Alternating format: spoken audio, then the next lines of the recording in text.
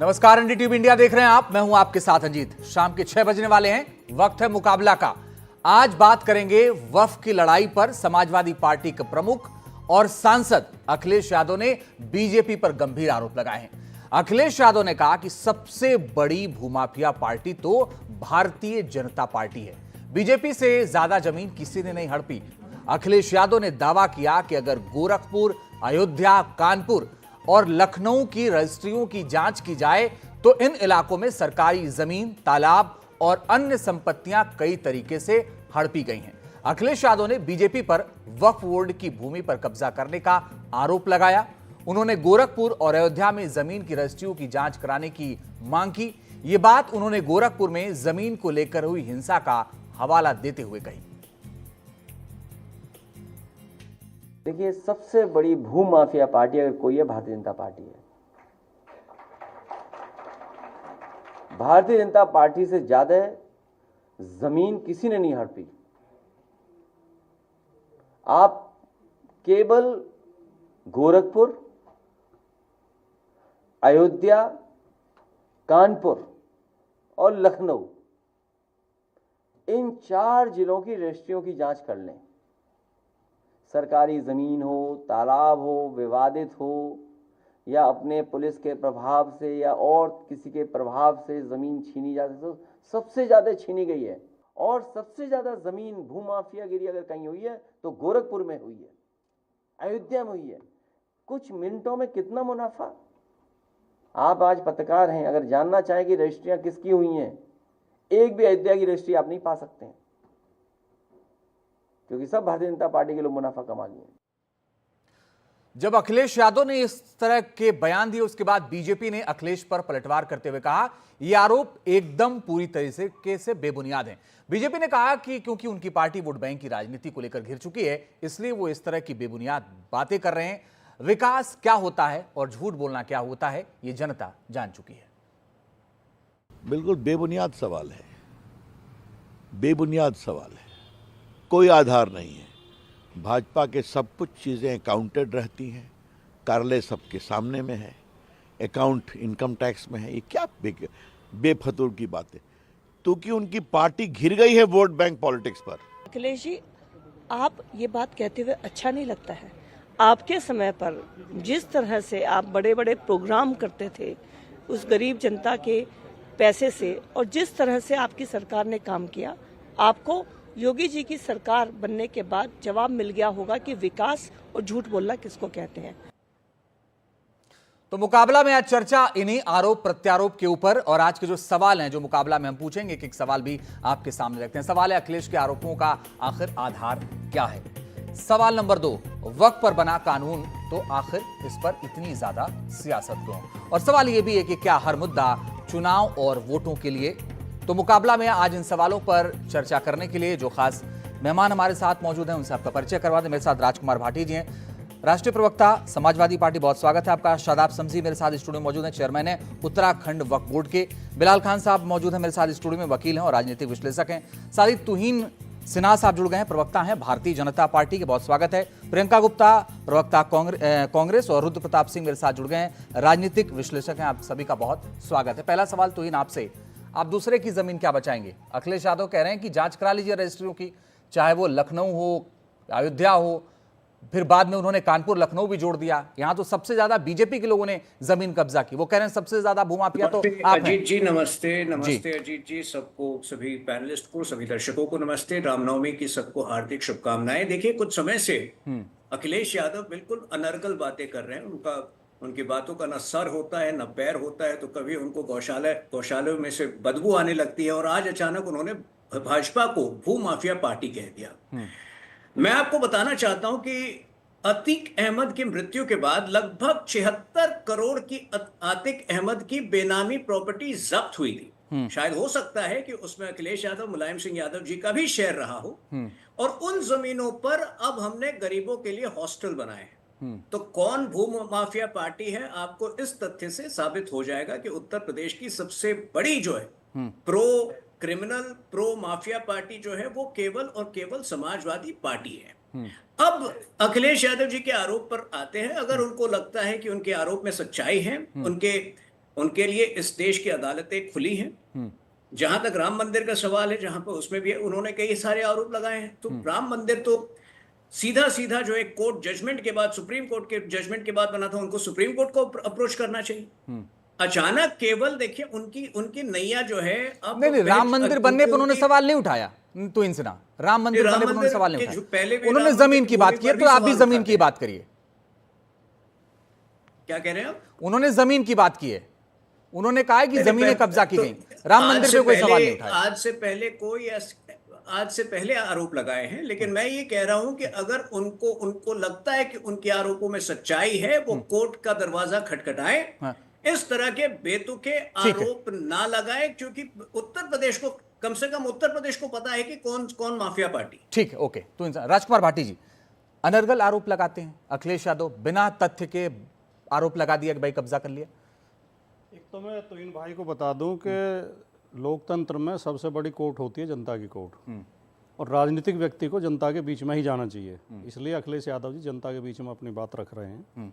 अभी इन्होंने अतीक अहमद का नाम लिया, इसी सप्ताह में अगर कोर्ट की भी बात करें, अभी उन्होंने कहा कि सुप्रीम कोर्ट जाना चाहिए। सुप्रीम कोर्ट ने लताड़ लगाई है उत्तर प्रदेश सरकार को अतीक के मामले में ही। जो 5 लोगों के मकान गिराए गए थे उनके गलत तरीके से अतीक अहमद से नाम जोड़ गए और बिना कानूनी प्रक्रिया का पालन किए, उसमें सुप्रीम कोर्ट ने बड़ी कठोर टिप्पणियां की हैं। इनकी सरकार को शर्मिंदा होना चाहिए, शर्म आनी चाहिए। एक बहन की आप बाइट सुनवा रहे थे, वो कह रही थी कि कार्यशैली में अंतर है। कार्यशैली का अंतर मैं बताता हूँ। अखिलेश यादव जी ने आगरा लखनऊ एक्सप्रेसवे बनाई 303 किलोमीटर, टोटल लागत आई 12,000 करोड़, लगभग 40 करोड़ पर किलोमीटर। एक लिंक एक्सप्रेसवे 91 किलोमीटर की योगी आदित्यनाथ जी ने बनाई है गोरखपुर में, अपने ही शहर में, जो खाली एक्सप्रेसवे से जोड़ती है। उसकी लागत आई है 7200 करोड़, यानी कि लगभग 80 करोड़ पर किलोमीटर। अखिलेश यादव जी की बनाई हुई रोड आज तक उसमें कोई दाग धब्बा नहीं है, सभी कोई भी सफ़र कर सकता, देश की सबसे अच्छी रोड है। लिंक एक्सप्रेसवे का, गोरखपुर लिंक एक्सप्रेसवे की एक लाइन धंस चुकी है, वो रोड बंद करनी पड़ी। ये तो कार्यशैली का अंतर है। अब जो ज़मीनों की हम बात कर रहे हैं, हम तथ्यों के आधार पर कर रहे हैं। अयोध्या में ज़मीनों की इतनी लूट हुई है और सारी बीजेपी के लोगों ने की है। गरीब लोगों को डरा धमका के उनसे खाली करा ली गई कि एक्वायर होगी और इसमें कुल इतना मुआवजा मिलेगा। उन्हें थोड़े थोड़े पैसे देकर अपनी ज़मीन नाम करा ली गई। उसमें आरएसएस के लोग हैं, बीजेपी के लोग हैं और ज़्यादातर गुजराती हैं। छोटी छोटी दुकानें, छोटे छोटे रेस्टोरेंट, चाय के ढाबे जो थे वो बर्बाद ख़त्म करके वहाँ पर बड़े शानदार रेस्टोरेंट बने हैं। ज़्यादातर जो होटल बने हैं गुजरातियों के बने हैं। नहीं तो ये आखिरी बात, एक बात और आखिरी बात, एक मुद्दा बहुत ज़्यादा चर्चा में आया था कि जमीन जो ऋषिकेश उपाध्याय इनके मेयर हैं अयोध्या के, और उनके एक और बीजेपी के नेता उनके रिश्तेदार हैं, कृपया सुन लें, दोनों ने एक जमीन ली, 2 करोड़ रुपए में रजिस्ट्री कराई, और वही जमीन 4 घंटे बाद राम मंदिर के नाम रजिस्ट्री की गई 18 करोड़ में, यानी कि 16 करोड़ रुपए 4 घंटे में कमा लिए उन्होंने। ठीक है। उस पर सरकार ने उस समय कहा था, योगी जी ने, हम इसकी जांच बैठा भी दी थी, आज तक रिपोर्ट नहीं आई है, कोई कार्रवाई नहीं हुई है। इस तरह के ढेरों उदाहरण हैं। इसलिए हम कह रहे हैं कि बीजेपी भूमाफिया पार्टी है और इसने गरीबों की जमीनें हर जिले में कब्जा की। ये बात राजकुमार भाटी जी बिल्कुल आप सही कह रहे हैं कि आरोप अयोध्या में लगे, मैं इसका जवाब भी उनसे लूंगा। लेकिन जब जिस लखनऊ और आगरा एक्सप्रेसवे का आप जिक्र कर रहे थे, उसी एक्सप्रेसवे को सीएजी की रिपोर्ट ये कहती है कि भाई उल्टे सीधे तरीके से पैसे बांटे। नो, योगी जी ने सरकार बनते ही उसकी जांच बैठाई थी, वही है ना कि, और राइट से जांच कराई गई थी। राइट बहुत प्रतिष्ठित संस्था है देश की, जो रेलवे से जुड़ी हुई है, जो कंस्ट्रक्शन की जांच करती है। राइट की रिपोर्ट में लिखा हुआ 3 बिंदु बताता हूं। कम समय में रोड तैयार हुई, जितना निर्धारित समय था, वो बात सही, कम लागत में हुई और गुणवत्ता से बेहतर है। सीएजी की रिपोर्ट ये कहती है कि नहीं, औने पौने दाम सीएजी में तो देखिए, सीएजी की रिपोर्ट का क्या, तो आप अपनी सुविधा अनुसार मानते हैं जो पॉलिटिकली नहीं, सवाल ये नहीं। सीएजी आमतौर पर, ठीक है, सीएजी क्या करती है, टेक्निकल पॉइंट पकड़ती है। ठीक, ओके। मैं आपसे जानना चाहता हूं शादाब शम्सी, एक तरफ राजकुमार भाटी जी या बाकी ये कह रहे हैं कि भाई बीजेपी भूमाफिया है और दूसरी तरफ वफ के साथ खड़े हैं, तो मतलब एक तरफ आप कब्जा करने वाले के साथ खड़े हैं, एक तरफ आप कहते हैं कि नहीं हम इनके साथ नहीं खड़े हैं, ये क्या है? बदकिस्मती है इस देश की और इस देश के मुसलमान की कि जो पॉलिटिकल पार्टियां मुसलमानों के हमदर्द होने का दावा करती हैं, ढोंग करती हैं, जब उनकी लड़ाई लड़ने का वक्त आता है तो हमने देखा पार्लियामेंट में एक जो राहुल गांधी हैं उनके पास, उनके और प्रियंका गांधी के पास तो शब्द नहीं थे बोलने के लिए, और अखिलेश यादव जी बोले तो उन्होंने ईरान से तुरान तक की सारी कहानियां बता दी, लेकिन वक्फ के ऊपर कुछ नहीं बोल पाए। कमाल की बात है, आज भी अपने जो कार्यकर्ता हैं उनको टोपी लगा के मुसलमान बताते हुए आगे उनसे धरने प्रदर्शन तो करवा रहे हैं, उनसे पुतले दहन तो करवा रहे हैं, लेकिन अपनी पार्टी का सिंबल, अपना झंडा आगे लेके आने के लिए तैयार नहीं है। भाई इस लोकतंत्र में लोगों की आवाज उनकी पॉलिटिकल पार्टियां होती हैं, तो ऐसा क्यों नहीं हो रहा है कि मुसलमान विरोध करता हुआ दिख रहा है? क्या डर रहे हैं अखिलेश यादव अपने लोगों को उस भीड़ में शामिल कर रहे हैं? ऐसा क्यों नहीं कर रहे हैं कि समाजवादी पार्टी का झंडा लेके सामने खड़े हो? क्यों उन अपने कार्यकर्ताओं को टोपियां पिना के फ्रंट पे खड़ा कर रहे हैं? ईमानदारी पे आइए, या तो कहिए आप कावर्ड हैं, डरपोक हैं, या दम है तो सामने आइए, फ्रंट फुट पे आके खेलिए। मुसलमानों का वोट लेते हैं तो उनकी लड़ाई भी ताकत से लड़िए। ये कमजोरी किस बात की? मैं राजकुमार जी से बाद में जवाब लूं, आप ही बोलिए। जवाब देता हूँ। जिस तरीके से भारतीय जनता पार्टी का फेस एक नज़र आता है ना, जो 80-20 की बात करते हैं, तो शमशान कब्रिस्तान की बात करते हैं, तो हिंदू मुसलमान की बात करते हैं, तो मंदिर मस्जिद की बात करते हैं, जो वक्फ बोर्ड पे हमारे हमदर्द बन रहे हैं, वो 10 मिनट की नमाज ईद की पढ़ने में पाबंदी लगाने की बात कर रहे हैं। कहाँ पाबंदी लगी? अरे लगातार इनके नेताओं ने बयान दिया कि नमाज नहीं हो। उत्तर प्रदेश के अंदर आपके मंत्री ने बयान दिया 10 मिनट की ईद की नमाज सड़क पे नहीं पढ़ने देंगे। ऑन रिकॉर्ड बयान है, सड़क पे नहीं पढ़ने, मस्जिद पे तो होती है। अगर आप कावड़ यात्राओं पे फूल बरसाते हैं हेलीकॉप्टर से, तो वहां का चला जाता है। वहां तो अभी आप बेशर्मी से झूठ बोल रहे हैं। बहुत प्यार मोहब्बत, यात्रा रोड पे चलती है, लेकिन मेरे दोस्त आज भी रामनवमी पर तलवारें निकाल कर लाठी लेकर घूम रहे थे। उनका झूठ बोल रहे हैं, नहीं करते। हम कैसे झूठ नहीं बोल रहे, हम सच बोल रहे हैं। आप झूठ बोल रहे हैं सर। मेरे गुस्सा इस सरकार पर है जो लगातार। मेरा सवाल है, उत्तर दीजिएगा। मुझे बोलने दीजिए। गलत बोलेंगे तो मुझे रोकना पड़ेगा। सच बोल रहा हूँ, आपको मिर्ची ना करिए सर। सुनने का हमदर्द रखिए ना। भाजपा ने कोई भी एक काम मुसलमानों को किया हो तो बताइए। अरे वक्फ बोर्ड कोई लॉलीपॉप मत दिखाइए। जिस तरीके से वक्फ बोर्ड में अमेंडमेंट करके आप कह रहे हैं ना हम हमदर्द बनने, पूरे देश का मुसलमान समझता है। क्या चाह रहे हैं आप लोग? यही चाह रहे हैं कि किस तरीके से ये हड़पी जाए जमीन सरकार से, जो केसेस चल रहे हैं। वही नहीं आई, मैं आपको बता दूंगा। आप जाके पढ़िए ना, सेक्शन पढ़िए। अरे 5 साल के अंदर प्रैक्टिस मुस्लिम क्या होता है? 5 साल के अंदर आप पता नहीं, मुझे लग रहा है इनको कोई नॉलेज नहीं है, बिना पढ़े लिखे आ जाते हैं। वक्फ के अंदर मुझे बताइए क्या क्या फायदे हैं वक्फ बोर्ड से, आप बताइए। अभी रुकिए, आपने कहा कि रोड के ऊपर नमाज पढ़े, मस्जिद ईद की नमाज पे बैन लगा दिया। बताइए मैं चाहता हूं जो हम चर्चा कर रहे हैं, मैं उनको भी कह रहा हूं रोड निकलते हैं ना, कहां निकलते हैं? अरे भाई मेरा सब्जेक्ट आज का ये नहीं है। कहां चला जाता है उस वक्त? मैं दोनों से आपको कह रहा हूं, मैं बिलाल भाई दोनों से आपसे कह रहा हूं, मैं दोनों से कह रहा हूं, आज का हमारा सब्जेक्ट ये नहीं है। मैं कह रहा हूं इस पर 4 प्रोग्राम में कर चुका हूं। बहुत इंपॉर्टेंट लाइन है, मैं इसलिए कह रहा हूं कि झूठ कैसे बोलते, कितनी सफाई से बोलते हैं। मैं मुसलमान हूं अल्हम्दुलिल्लाह। मेरे यहाँ देहरादून में ईद की नमाज हुई, आबादी ज्यादा हो गई है, ईद की नमाज साल में 2 मरतबा होती है, तो कई बार क्या होता है लोग रोड पे आ जाते हैं नमाज के लिए। सरकार ने कहा रोड चलने के लिए है, एम्बुलेंस भी जाती है, बाकी ट्रैफिक भी गुजरता है, दिक्कत ना हो। और इस्लाम जितना मैं अपने इस्लाम को जानता हूं, मैं ये कहता हूं, आप रुक जाइए, आप बीच में, मैं बोल रहा था, आप बोल रहे थे कि बोलूंगा नहीं बीच में, आप बीच में बोल रहे थे ना, थोड़ा सा सभ्य रहिए। मैंने कहा कि यात्रा तो रोड पे ही चलेगी, यात्रा किसी जगह तो चलेगी नहीं, रोड पे ही चलेगी। जो रोड पे है गाड़ियां भी वहीं चलेंगी। हम ये कह रहे कावड़ भी रोड पे चलेगी, लेकिन नमाज कहां पढ़ी जाएगी? रोड पे पढ़ी जाएगी क्या? नमाज तो मस्जिद में पढ़ी जाएगी, कब्रिस्तान ईदगाह में पढ़ी जाएगी। साल में सर एक बार होती है। बात पूरी आने दीजिए ना सर, समय कम है, ये सब्जेक्ट हमारा है ही नहीं कि आप ये वाला सब्जेक्ट हमारा है ही नहीं, आप दोबारा नमाज पढ़ सकते हैं। नहीं ठीक है सर, ये हमारा टॉपिक है ही नहीं, आपने बनाया सर, ये हमारा टॉपिक है ही नहीं। मैं चर्चा दूसरे सब्जेक्ट पे कर रहा हूं, और चर्चा इस पे कर रहे हैं कि अखिलेश यादव ने जो आरोप लगाए हैं उसमें कितनी सच्चाई है और क्या इस पर आगे बढ़ना है। मैं एक बात समझना चाहता हूं, मैं बाकी मेहमान है उनके पास भी जल्दी जाऊंगा, लेकिन जो बात कह रहे हैं राजकुमार भाटी जी, भाई राजकुमार भाटी जी कह रहे हैं रजिस्ट्रियों की जांच करा लीजिए, उसमें क्या दिक्कत है? और इन्होंने तो तथ्यों के साथ बाकी सारी चीजें रखी हैं। गंभीर, ये आरोप बहुत गंभीर है, इसीलिए मैं उनको कह रहा हूं कि इस विषय पर उनको निश्चित रूप तो आप क्यों नहीं अदालत चले जाते भाई? राजकुमार भाटी जी सही तो कह रहे हो, गलत क्या कह रहे हैं? दरवाजा इनको खटखटाना चाहिए। सही है, क्यों नहीं चले जाते? क्या खाली बैठ के राजनीतिक आरोप लगाने से क्या हो जाएगा? क्या भारत की अदालतों में इतनी जल्दी न्याय मिल जाता है? जो अभी अतीक अहमद वाला प्रकरण प्रयागराज का है, वो प्रॉपर्टी, वो मकान 2020 में गिराए गए थे, 2020 से वो बेचारे पहले जिला अदालत में लड़े, फिर हाई कोर्ट में लड़े, फिर सुप्रीम कोर्ट आए, 2025 में आके निर्णय आया और वो भी लागू कब तक होगा। सवाल ये है कि वो 2 करोड़ की जमीन जो 18 करोड़ में बेची गई थी, वो प्रकरण तो सबको पता है और योगी जी ने खुद बयान दिया था कि हम जांच करा रहे हैं, कोई दोषी छोड़ा नहीं जाएगा। 2 साल हो गए हैं, कुछ हुआ क्या? और ऋषिकेश उपाध्याय इनके मेयर का नाम आया था स्पष्ट तौर पे। और जो जिन्होंने जमीन दी थी, एक बात और बता दूं संजीत जी, वो एक साधु हैं। वो साधु बाद में रोते हुए मीडिया को कह रहे थे, अरे मैंने तो राम के नाम पे जमीन दे दी भैया, जो दे दो, मुझे क्या पता था इसमें दलाली करेंगे।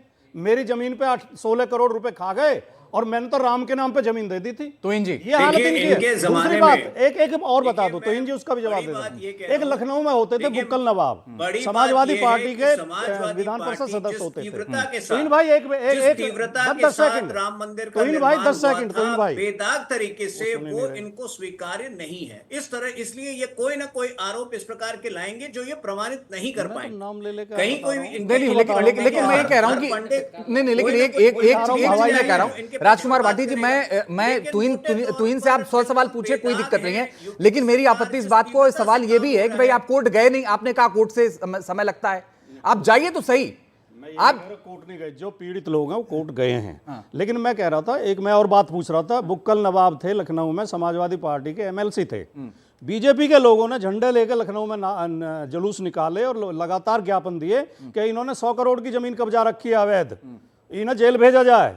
बुक्कल नवाब ने पार्टी बदल ली, बीजेपी ज्वाइन कर ली, उसके बाद शांति है, पानी ठहरा हुआ है समंदर का, उस जमीन में बंदर बांट हो गई होगी, बीजेपी के लोगों को दे दी होगी।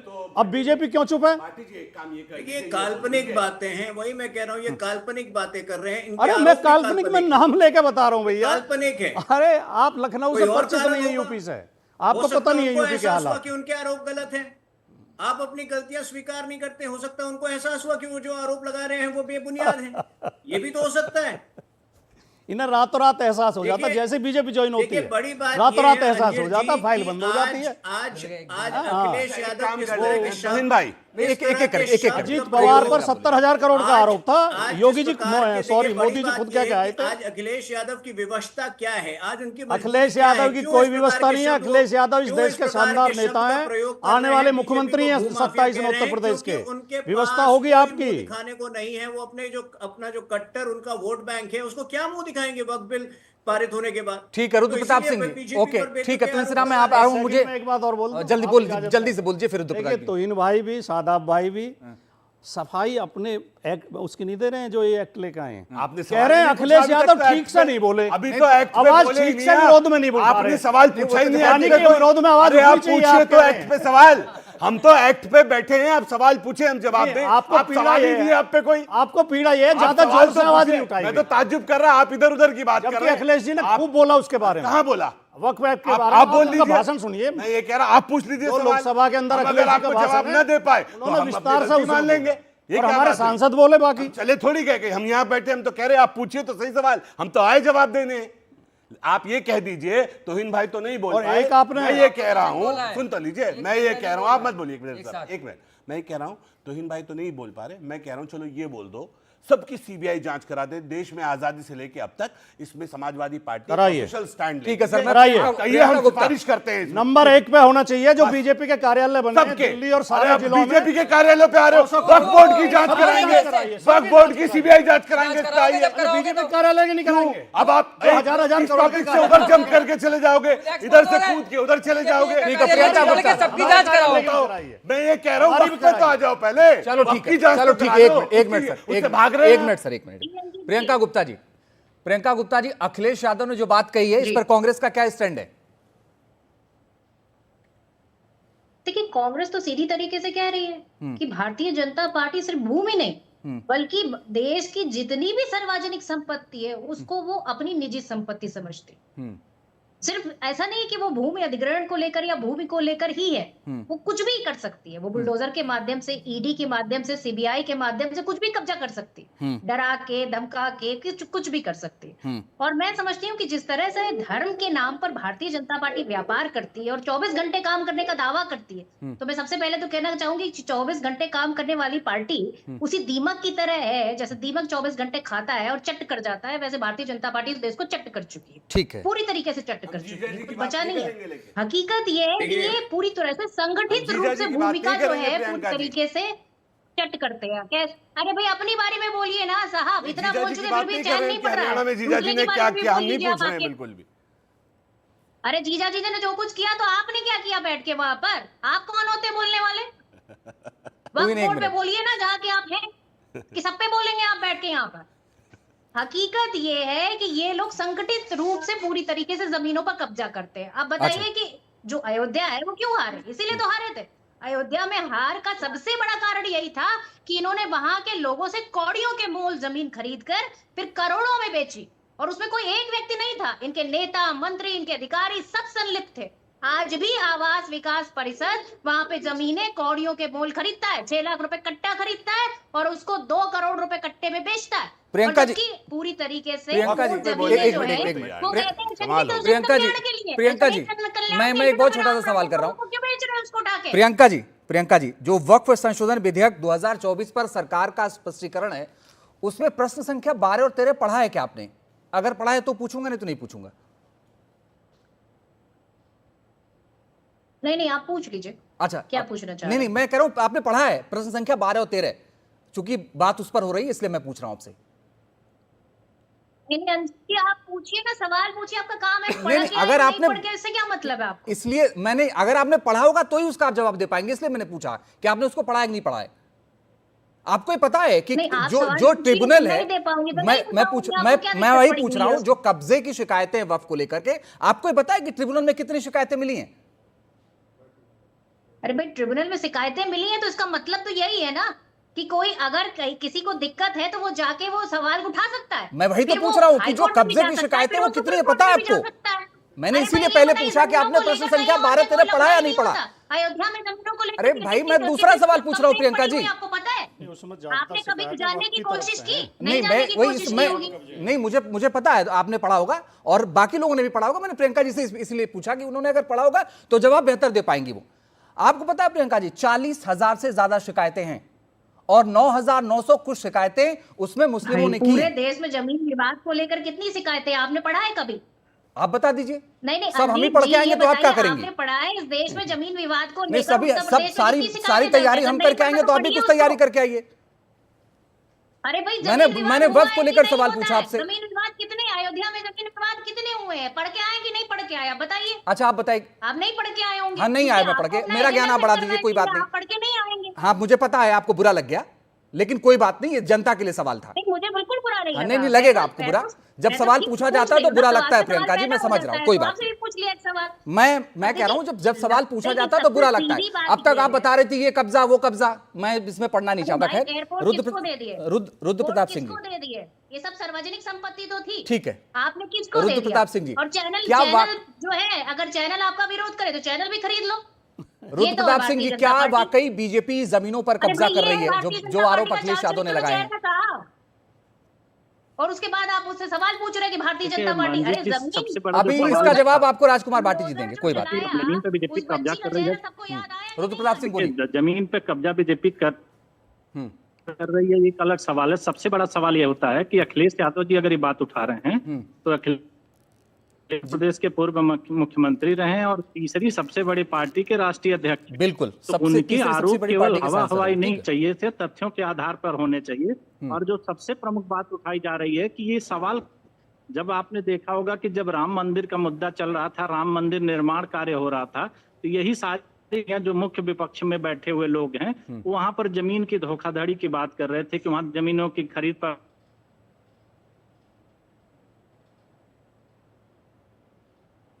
आवाज चली गई, दोबारा मैं अपने शिकायतों की बात करी कि बहुत सारे शिकायतें हुई। बोलिए। उसके बाद अखिलेश यादव उस मुद्दे को लेकर के अब बीजेपी को घेरने की कोशिश कर रहे हैं राजी जी उत्तर प्रदेश से ही आते हैं। अगर एक मुख्य विपक्षी दल के भूमिका में आप हैं तो आप सचेतक होने, इतने साल से 8 साल से अगर बीजेपी के लोग जमीन को कब्जा कर रहे हैं तो आप क्यों नहीं जा रहे हैं? आपने अभी उदाहरण दिया कि बीजेपी उनके खिलाफ झंडे लेकर खड़ी रहती थी और बीजेपी में शामिल हो गए तो उनकी चीजें, तो आप भी तो विपक्षी राजनीतिक दल हैं, आप झंडे लेकर के क्यों जनता के बीच नहीं उतरते हैं? केवल अखिलेश यादव जी कॉन्फ्रेंस से तो 27 से पहले थोड़ी उतर जाएंगे, उनको तो यूपी दिख रहा है, इसीलिए वो कह रहे हैं अयोध्या, गोरखपुर, कानपुर, लखनऊ।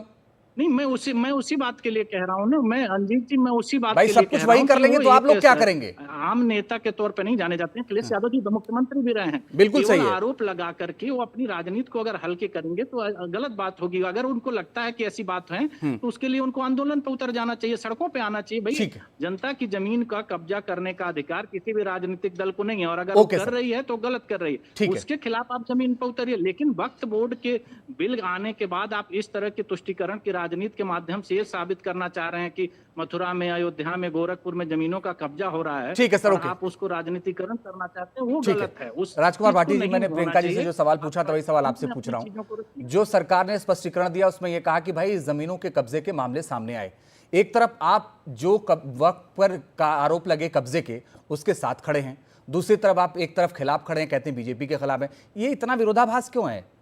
नहीं, हम किसी कब्जे के साथ नहीं खड़े हैं। अवैध कब्जा किसी का भी हो, जो आपने कहा कि शिकायतें बहुत ढेर सारी हैं, उन शिकायतों में वक्फ की तरफ से ज़्यादा शिकायतें हैं कि वो वक्फ कहता है कि हमारी ज़मीनों पर कब्जे हो रहे हैं। ठीक बात है, उन्हें हटवाया जाए।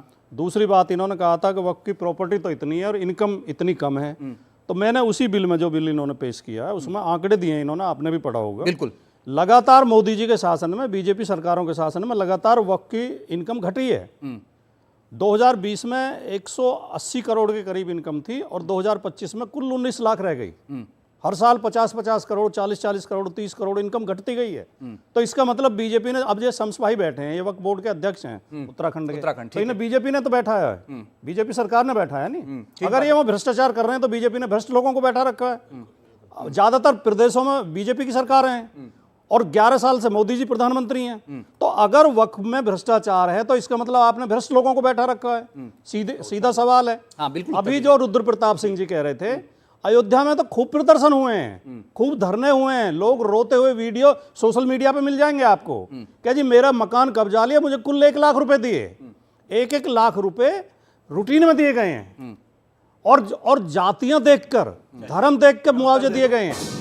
कुछ लोगों को ज्यादा पैसा दिया गया है। ठीक है। और जो मैंने आरोप लगाया था वो मेरा बहुत गंभीर आरोप है, गुजरातियों को जमीनें दे दी गई हैं। भाटी जी अभी वक्फ पे रहते हैं।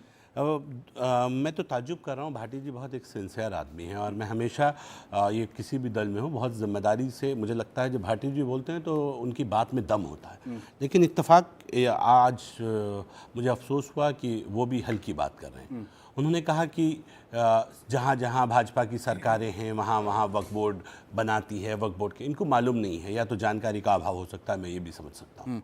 वक्फ बोर्ड के अंदर जब वक्फ बोर्ड बनता है तो सदस्य नामित होते हैं, उसका कोटा है 2 सांसद मुस्लिम आएंगे, 2 विधायक मुस्लिम आएंगे, एक मुतवल्ली कोटा आएगा जिसको दरगाहें और मस्जिदें चुनती हैं, बिलाल ज़्यादा बेहतर समझेंगे।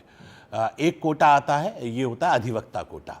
इत्तफाक से ये 6 के 6 कोटे में हमारी कहीं गिनती नहीं आती, क्योंकि मुसलमान, ये बदकिस्मती है, मुस्लिम सांसद नहीं है बीजेपी की तरफ से, मुस्लिम विधायक नहीं है बीजेपी की तरफ से, चाहने के बावजूद भी बीजेपी अपना वोट नहीं बना। और बता दो कैसे होंगे, वो टिकट ही नहीं देते तो ये बात मैं आपकी इस बात से तो इत्तेफाक रख रहा हूं मैं, अब मुझे अच्छी लगी, आपने भी इस बात से इत्तेफाक रखा। तो उत्तर प्रदेश में जो व्यक्ति वक्फ बोर्ड के अध्यक्ष पिछले 22 सालों से वही हैं, आपकी सरकार में भी वही थे और आज भी वही हैं।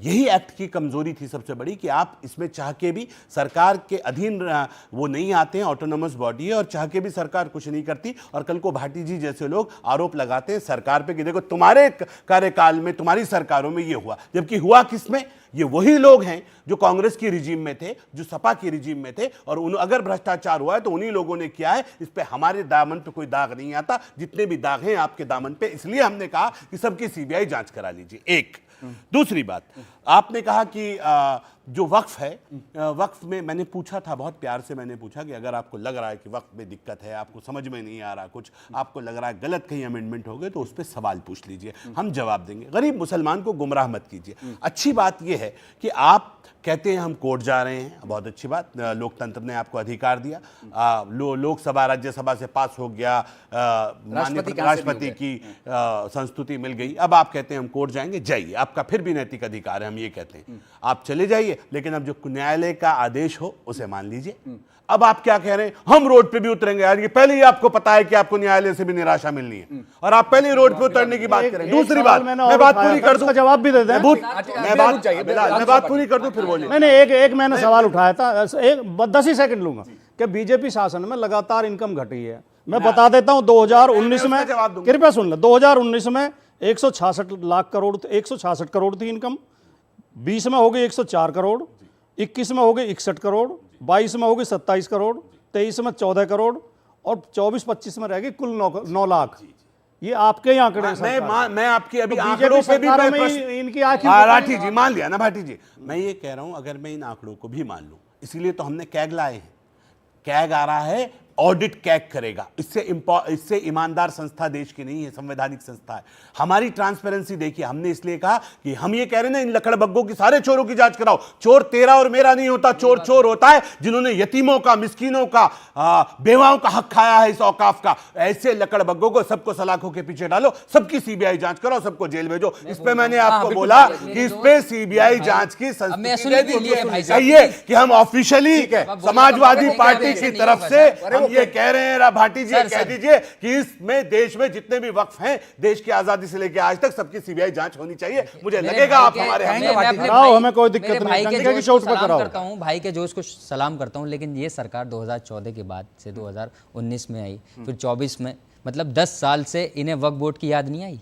अब जब वक्फ बोर्ड को लेकर आ रहे हैं तो कहीं ना कहीं ये भी सोचना पड़ेगा, जो मुसलमानों के नाम से, चाहे नीतीश कुमार हो, पासवान जी हो, जो ऐसे लोग हो सेकुलर, अरे सुन ले सर, आप बीच में मत बोले, मुझसे पूछा तो प्लीज चुप रहिए। आप गलत बोल रहे हैं, आप कह रहे हैं याद नहीं है ये आपको। क्या याद आई? अब जब चिल्ला इससे पहले तो आप आकर दिखे नहीं, ऐसे थोड़ी हो गए, इससे पहले तो मैंने आपकी शक्ल नहीं देखी कभी जिंदगी में किसी चैनल पे। आप कैसी बातें कर रहे हैं सर? आप अब चिल्ला के बोल रहे हैं, आपको अब छोड़ा गया है बाकायदा। अब सर मेरा छोड़ा गया, मुझे पकड़ रखा था, बताने के लिए पकड़ रखा था पहले आपको, आवाज उठाते ना जब परवेश वर्मा बयान देता है छोटे खिलाफ, जब आपने एक बार आवाज निकाली, छोटी जाति के लोग हैं, हम देहरादून से आते हैं, हम पहली बार आए हैं, जब आपने आवाज उठाई, हम छोटे लोग हैं, हम छोटे लोग हैं, याद आ गई। कह रहा हूं जो मुसलमानों के नाम पर वोट लेता है, कैसे अधिवक्ता हैं आप? के नाम पर नीतीश कुमार सरकार है, इस बार देश की जनता और मुसलमान उनको सबक सिखाएगा। मेरी सुन लीजिए, आप प्रोटेस्ट की बात कर रहे हैं सर, भारत के संविधान ने मुझे इजाजत दी है, हमारे देश के किसानों ने प्रोटेस्ट, बात कंप्लीट हो गई, सबक सिखाएगा, बात कंप्लीट हो गई। प्रियंका गुप्ता और तुहिन सिन्हा को रखिए। मुसलमानों के साथ खड़ा होना चाहिए था। Okay sir. Samajwadi party Akhilesh Yadav खड़े हुए, राहुल गांधी जी खड़े हुए, क्या बोला राहुल गांधी जी ने? राहुल गांधी खड़गे जी ने क्या बोला? कौन है बताइए ना? राहुल गांधी जी ने क्या बोला बताइए? राहुल गांधी के लीडर जो अध्यक्ष के झूठ बोल रहे, पता है नहीं कुछ? अरे आपको पता है क्या बोला? नहीं पता, जीरो बैठ गए आप। बयान देख लीजिए आप। अरे राहुल जी का पूछ रहा हूं, अध्यक्ष कौन है? अध्यक्ष कौन है? राहुल गांधी जी ने वीडियो भी बनाई, आप देख लीजिए। वीडियो घर में बैठ के वीडियो बना लो, मुसलमानों का वोट चाहिए 100%। अरे घर बैठ के वीडियो बना लो। ये दिया मुसलमानों ने, हमारे लोग ये है आप जैसे चाटुकार जिंदाबाद कर लोग हैं जो भाजपा के चाटुकार बनके आप बन रहे हैं चाटुकार। एक मिनट, गलत बात है। नहीं, एक मिनट, गलत बात। सुनिए, देखिए, मैं कह रहा हूं, एक एक करके सुनिए। मैं ये कह रहा हूं कि आपने कहा मुसलमान सबक सिखाएगा, आने वाले वक्त में बिहार में चुनाव है, फिर थोड़े दिनों बाद अलग अलग राज्यों में इलेक्शन है, हो जाएगा, कोई बात नहीं। तुहिन सिन्हा और प्रियंका गुप्ता को रखिए। तुहिन सिन्हा, प्रियंका गुप्ता भी ये कह रही हैं, वो साफ साफ कह रही हैं कि आप लोग तो देश की सारी संपत्तियों को अपनी संपत्ति समझते हैं, कहीं कब्जा कर लेते हैं। अब वो क्या तथ्य है, वो किस आधार पर कहा, मुझे नहीं पता। हम कब्जे से मुक्त करा रहे हैं। हाँ। 1995 में जो सेक्शन 40 का क्लॉज उसमें इंसर्ट किया गया था, भूमि अधिग्रहण 2013 को मानते हैं कि नहीं मानते, बस इतना बता दीजिए। बोलिए, शांत होइए। नहीं, वो पूछ रही भाई सवाल, उनके सवाल का जवाब दिए तुहिन सिन्हा साहब। सवाल का जवाब देंगे नहीं, अपनी यहाँ पर सेक्शन 40 का जो भूमि अधिग्रहण 2013 के बिल को आप मानते हैं कि नहीं मानते? आपको जो प्रॉपर्टी पसंद आ जाए आप उसको क्लेम कर दीजिए, और मुझे दुख होता है